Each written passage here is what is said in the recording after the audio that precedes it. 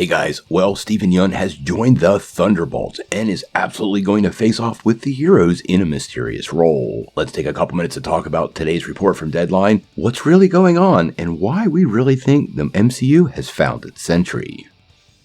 Well, earlier today in a report from Deadline, it was revealed that Marvel has added another casting to the Thunderbolts in the form of Academy-nominated actor Yeun. Many of you are pretty familiar with Steven from The Walking Dead and Note, but he has now joined the MCU, and most interestingly, this role has not been disclosed. Now, that Deadline report does let us know, though, that it is a very significant role and it'll play a major part in the MCU moving forward, meaning he's not a one-and-done character and more than likely a well-known hero. Additionally, Deadline senior film reporter Justin Knoll said he will indeed face off with other Marvel superheroes, seeming to confirm he is indeed the villain of this movie. Now, we've been hearing for quite a while that Contessa Valentina Allegra de Fontaine will be putting this team together, but she's also going to be directly responsible for the creation of the film's main villain, which is rumored to be the Sentry. Now, the character of the Sentry is pretty emotionally complex. His real name is Robert Reynolds, a meth addict who actually got his powers from breaking into a lab and stealing the serum the first time.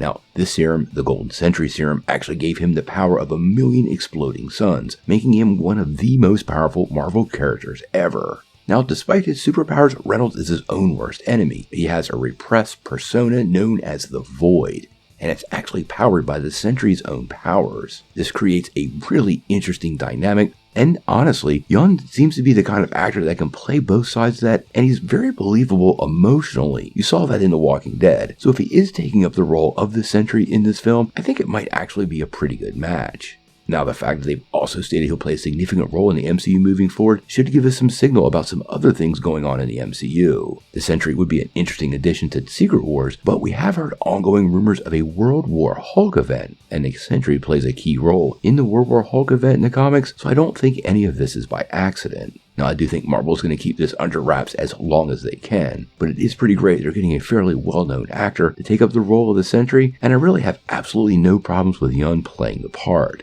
I am curious on how they're going to integrate the Sentry's uber high level of powers into an MCU project with just super soldiers, but this could make for an interesting conflict and does call into question some other high-powered heroes that might appear in this film, like the long-rumored Red Hulk.